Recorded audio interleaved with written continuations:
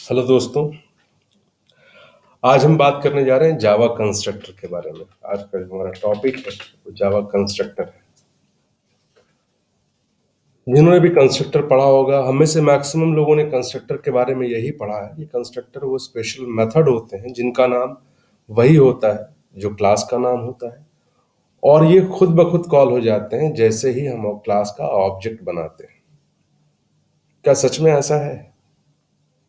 थोड़ा सा अलग तरीके से हम समझने की कोशिश करते हैं, और कंस्ट्रक्टर को मैं आपको इस तरीके से बताने की कोशिश करूंगा कि आप कंस्ट्रक्टर भूल ही ना पाए कि कंस्ट्रक्टर एग्जैक्टली है क्या।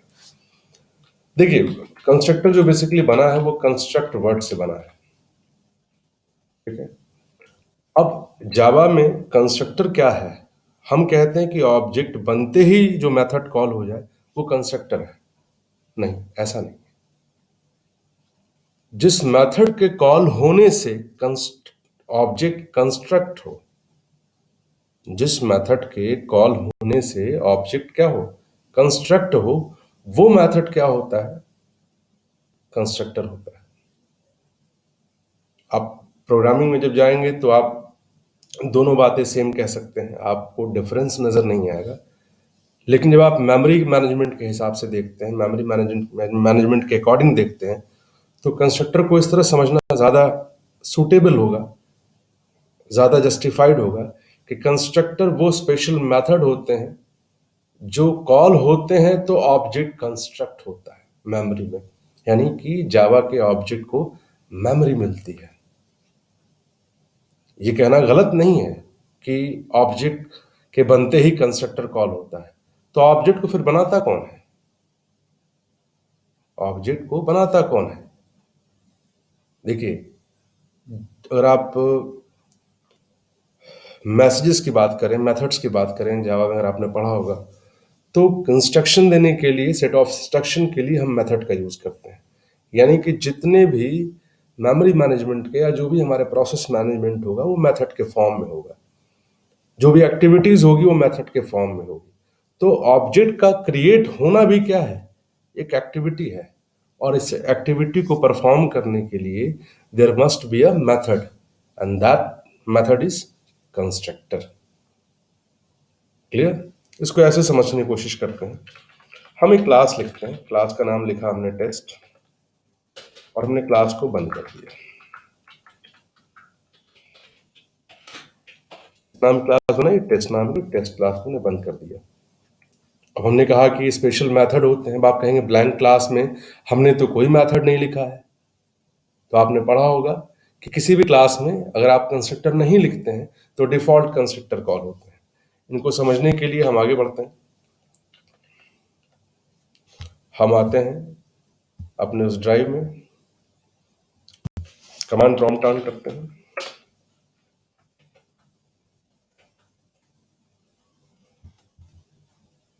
हमारा जो प्रोग्राम है वो ई ड्राइव के अंदर है। cd जावा सी टेस्ट डॉट जावा। ध्यान से देखिएगा, जावा सी टेस्ट डॉट जावा हमने कंपाइल कर लिया। अब हमने लिखा जावा पी टेस्ट, और ये जो कुछ मिल रहा है इसे हम थोड़ी देर के लिए कॉपी करते हैं। एडिट, माफ कीजिएगा, cmd e cd जावा सी टेस्ट डॉट जावा।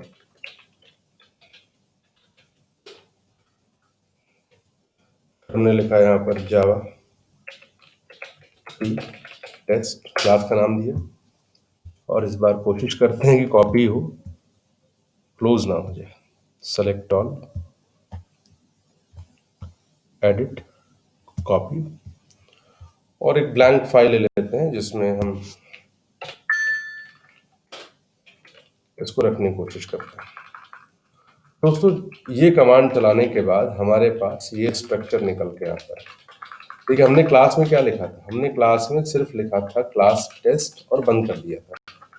हम पाते हैं कि हमारे पास एक डिफॉल्ट कंस्ट्रक्टर हमारी क्लास में अवेलेबल है। क्लियर?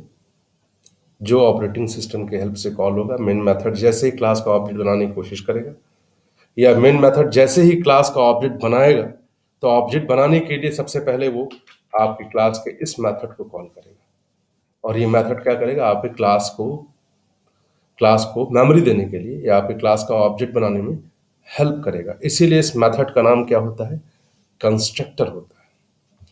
वापस प्रोग्राम पे आते हैं। किसी भी क्लास में अगर आपने कोई कंस्ट्रक्टर बनाया है या कंस्ट्रक्टर नहीं बनाया,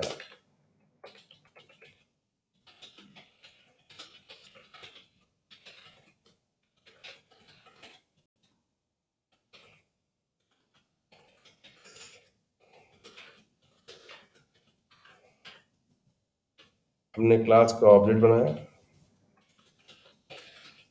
टेस्ट, इसका ऑब्जेक्ट लिया ओबीजे, और हमने लिखा न्यू ऑफ टेस्ट। देखिए हमने उसी को कॉल किया जो भी हमने आपको दिखाया था यहाँ पे,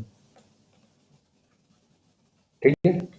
तो बेसिकली जब हम क्लास का ऑब्जेक्ट बनाते हैं तो हम कंस्ट्रक्टर ही कॉल करते हैं, और ये डिफॉल्ट कंस्ट्रक्टर होता है। मतलब आपने नहीं बनाया है तो क्या होगा, कंपाइलर आपके उसमें ऐड करके इसको कॉल कर लेगा। तो ये आपका डिफॉल्ट कंस्ट्रक्टर हो गया। अगर आप मैनुअल कंस्ट्रक्टर बनाते हैं, आपको लगता है कि ऑब्जेक्ट बनते वक्त, अब हम कंस्ट्रक्टर को ऑब्जेक्ट बनने के बाद या ऑब्जेक्ट बनते वक्त कंस्ट्रक्टर में हम चेंजेस क्यों करें, क्या जरूरत है।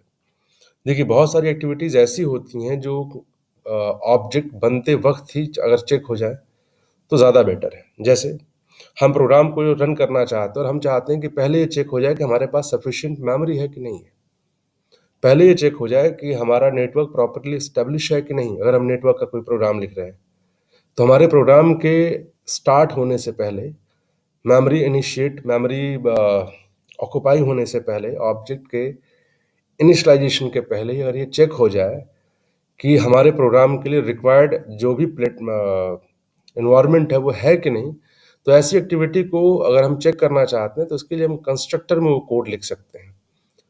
कंस्ट्रक्टर ऑब्जेक्ट बनाने से पहले ही क्या करेगा, उन सारी चीज़ों को चेक कर लेगा या उन सारी एक्टिविटीज़ को परफॉर्म कर लेगा जो उसकी बॉडी के अंदर लिखा है।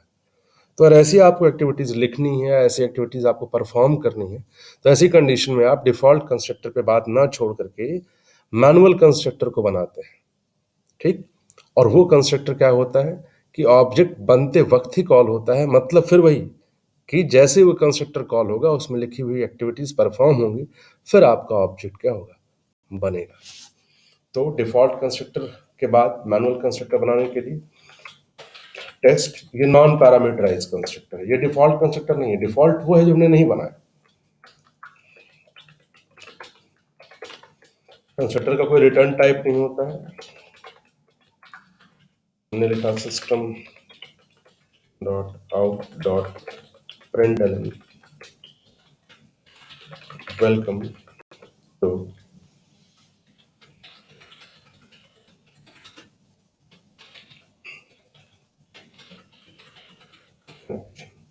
Checking the connection, checking the IO, कुछ भी लिख सकते हैं जो हमारी रिक्वायरमेंट है। हम वेरिएबल इनिशियलाइज भी कर सकते हैं अगर जरूरत है। जनरल एग्जाम्पल्स में हम वेरिएबल को इनिशियलाइज करके ही देखते हैं। अब ये कंस्ट्रक्टर क्या हो गया, अब ये कंस्ट्रक्टर पैरामीटराइज, सॉरी माफ कीजिएगा, ये कंस्ट्रक्टर क्या होगा, मैनुअल कंस्ट्रक्टर हो गया।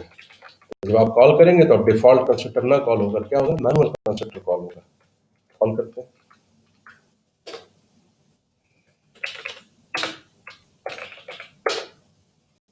चेकिंग द आईओ, यानी कि पहले ये मैसेज प्रिंट हुआ, फिर हमारा मेमोरी में क्या बना, ऑब्जेक्ट बन गया। क्लियर। अब बात करते हैं पैरामीटराइज कंस्ट्रक्टर की। अगर आपको लगता है कि आपके प्रोग्राम में पैरामीटराइज कंस्ट्रक्टर होना चाहिए, या आप कॉल करते वक्त कॉलर के थ्रू कोई वैल्यू पास करना चाहते हैं, तो आप पैरामीटराइज कंस्ट्रक्टर बना सकते हैं। अभी हम इस कंस्ट्रक्टर को हटाएंगे, क्योंकि दोनों कंस्ट्रक्टर, अगर हम ये भी कंस्ट्रक्टर रखते हैं और पैरामीटराइज कंस्ट्रक्टर भी बनाते हैं, उस कंडीशन में फिर ओवरलोडिंग कॉन्सेप्ट हो जाएगा, फिर उसको हम अलग तरीके से समझेंगे। फिलहाल इस कंस्ट्रक्टर को हम हटाते हैं या इसी को हम मॉडिफाई करते हैं। हम अलग अलग पहले देखेंगे, फिर अगले किसी सेशन में हम पैरामीटराइज और नॉन पैरामीटराइज दोनों को रखते हुए मेथड ओवरलोडिंग या कंस्ट्रक्टर ओवरलोडिंग कॉन्सेप्ट को समझेंगे, और फिर दोनों ही कंस्ट्रक्टर को हम कॉल करेंगे, और फिर हम एक एक चीज़ और देखेंगे कि सुपर कीवर्ड का हम यूज़ कैसे करते हैं। फिलहाल अभी हम इसको पैरामीटराइज करते हैं। हमने कहा इंडेक्स और हमने यहाँ लिखा कैलकुलेटिंग द स्क्वायर। यह हमारे पास एक वेरिएबल है इंट लेंथ नाम का, इसको हम इनिशियलाइज करना चाहते हैं। हमने कहा दिस की जरूरत नहीं है, दिस की जरूरत कब पड़ती है, जब आपने यहाँ पे x ले रखा हो तब, या वो भी एक अलग कॉन्सेप्ट है, उसको बाद में समझेंगे। फिलहाल हमने यहाँ लिखा लेंथ, तो लेंथ इक्वल्स टू हमने कर दिया x। हमने कहा system dot out dot println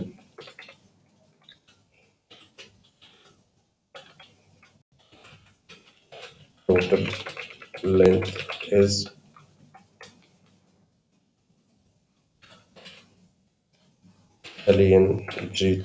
GTH। अब हमने यहाँ पे जो कंस्ट्रक्टर बनाया है उसको एक पैरामीटर दिया है, लेकिन कॉल करते वक्त जो हम कंस्ट्रक्टर यहाँ कॉल कर रहे हैं उसमें तो हम non parameterize manual constructor call कर रहे हैं, तो ये गलत हो जाएगा। इसको ट्राई करते हैं, ये एरर है। जावा में एरर्स को हमेशा पढ़ा करिए, आपको समझ में आएगा। Constructor test in class test cannot be applied to a given types. नीचे लिखा हुआ है actual and formal arguments list differ in length, तो हमें आर्गुमेंट की जरूरत है। हमने ऊपर लिखा है रिक्वायर्ड में इंट और फाउंड में नो आर्गुमेंट। जरूरत किसकी है? इंट एक्स की, और हम भेज क्या रहे हैं? कोई आर्गुमेंट नहीं भेज रहे। तो यहां से हमने क्या किया, एक आर्गुमेंट भेज दिया 40। 40 क्या है ये हमने एज ए पैरामीटर भेजा, वो पैरामीटर एक्स आर्गुमेंट में रिसीव हुआ, एज ए आर्गुमेंट भेजा जो एक्स पैरामीटर में रिसीव हुआ, और लेंथ में जाके सेट हुआ, और लेंथ क्या हो जाएगी? प्रिंट हो जाएगी। ये पैरामीटराइज कंस्ट्रक्टर है।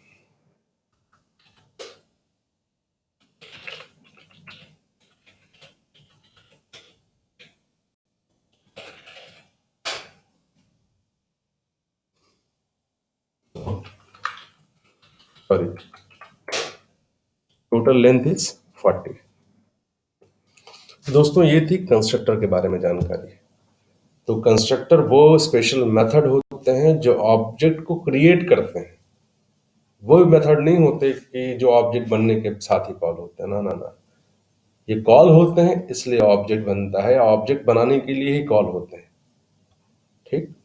और अगर आपने कोई कंस्ट्रक्टर नहीं दिया तो डिफॉल्ट कंस्ट्रक्टर कॉल होगा।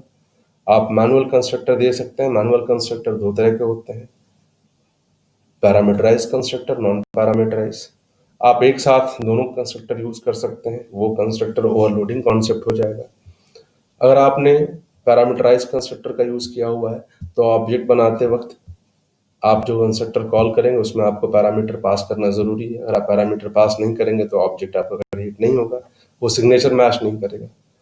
तो ये जावा या सी शार्प दोनों जगह आपको कंस्ट्रक्टर का सेम अप्रोच मिलेगा। अगर आपको ये वीडियो पसंद आई हो, टॉपिक समझ में आया हो, तो लाइक करिए, सब्सक्राइब करिए और शेयर करिए। और अगर आपको कोई सवाल हो तो आप निसंकोच, विदाउट एनी हेजिटेशन, आप कमेंट बॉक्स में पूछ सकते हैं। हम पूरी कोशिश करेंगे कि आपके सवालों का जवाब दें और सिंपल से सिंपल लैंग्वेज में आपको समझाने की कोशिश करें। Thank you.